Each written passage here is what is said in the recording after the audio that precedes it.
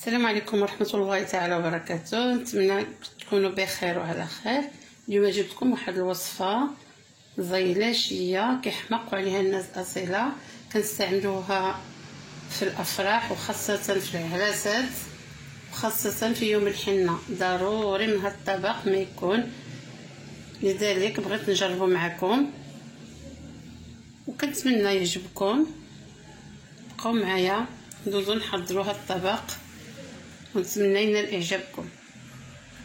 هذا اللي غنحتاجو: 1 كيلو ديال السكسو اولا كيلو ربع اولا كيلو نص حسب افراد العائله، كيلو ديال الدواره تكون مغسوله مزيان، 2 حبات اولا 3 ديال البصله، كاس ديال الزيت، ملعقه صغيره ديال الابزار، ملعقه صغيره ديال السكنجبير، ملعقه صغيره ديال الكركم، نصف ملعقه ديال القرفه، وقليل من الملح حسب الذوق.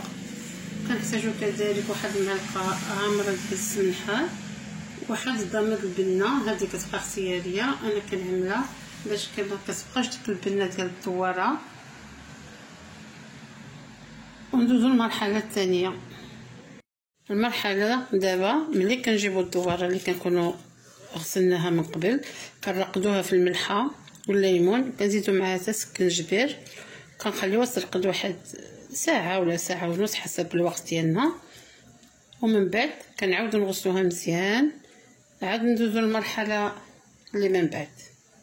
غسلناها، هي كنأكد بان خصها تغسل مزيان وتصفى مزيان.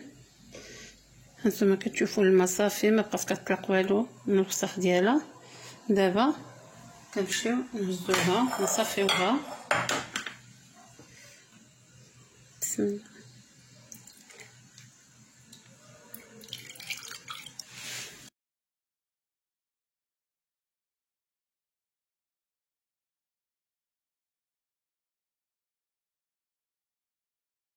دوره سقطرت كما كتشوفوا مزيان. دابا كنجيبو واحد الاناء يكون فيه الماء طايب،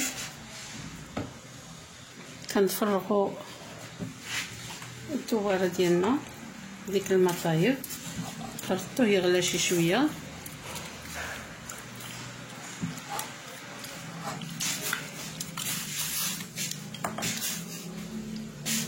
كيغلى مزيان كنطفيو عليها، من بعد نطلقوه بالطريقه ديال التحضير. كتغلى الدواره، كتغلى مزيان، من بعد كنصفيوها.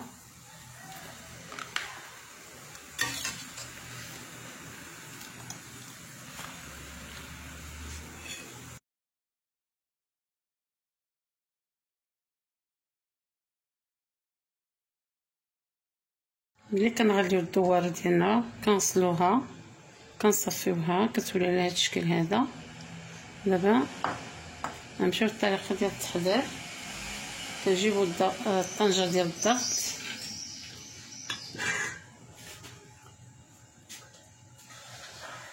كنفرغ فيها الدواره،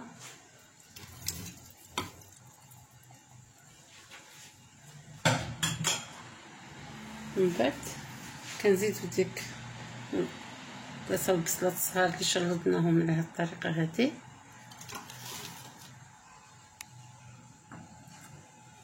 وكنعملو الاقامه ديالنا: الملحه، القرفه، ملعقه صغيره د الكركم، السكنجبير،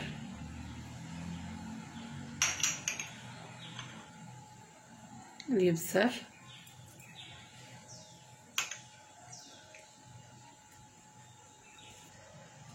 ومن بعد كنزيدو ديك المعلقه ديال السمنحار،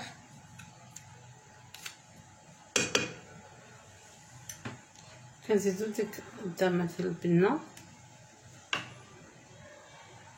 كاس ديال الزيت،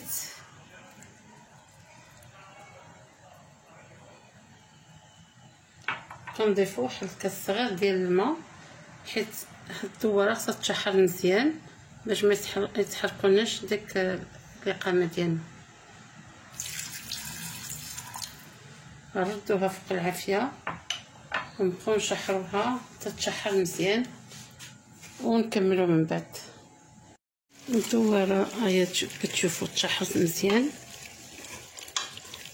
تقريبا. ديك البصله دابت.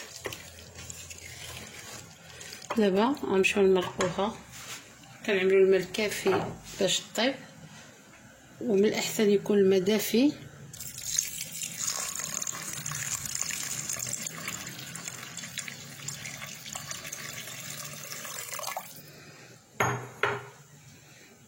كنطلقوا عليها كنتسناوها تطيب. من بعد غنمشيو نعدلو البصله ونعدلو السكسو ديالنا.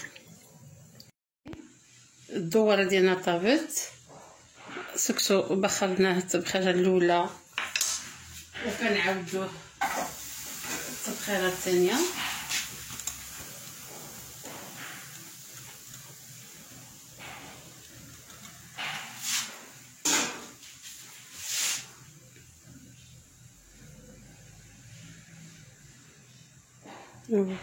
ملي بخرنا التبخيره الاولى كنزيدو شويه زيت بلديه شويه سمن حار اللي كيعجبو وكنبخروه. دابا البصله ديالنا تعسلت كتجي على هذا الشكل هذا. انا زدت طيبت شويه الحمص لان بزاف العيال كيعجبهم الحمص بزاف. انا طيبته بوحدو باش تبقى لنا الدواره بديك النسيمه ديالها. دابا ما عندنا الا نمشيو نغرفو في طبق التقديم. نحطوه في طبق التقديم.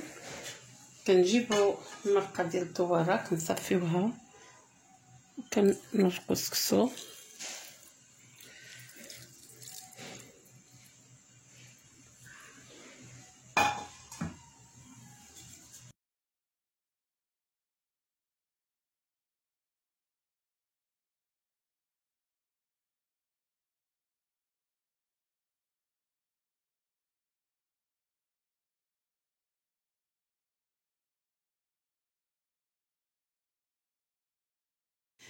ملي كنعملو السكسو مع ديك المرقه كنخلطو مزيان.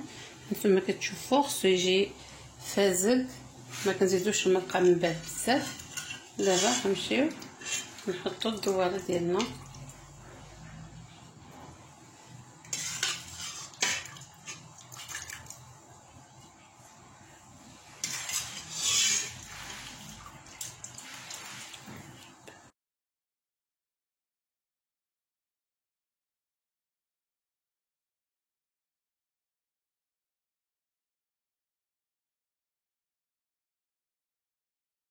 كنجيبو ديك الحمص اللي طيبناه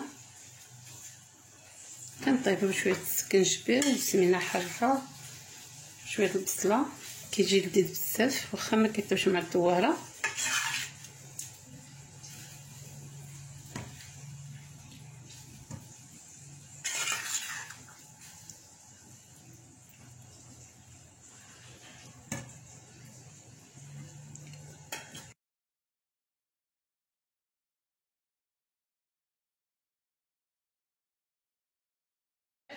كنجيبو البصله معسله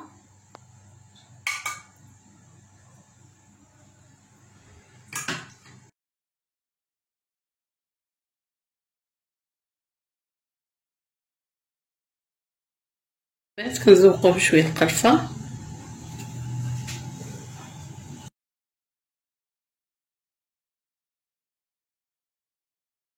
بعد كنرشوه بشويه اللوز،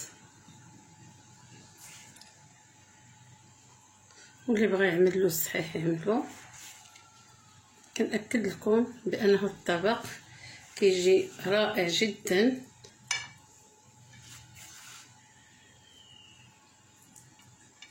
كنتمنى تجربوه.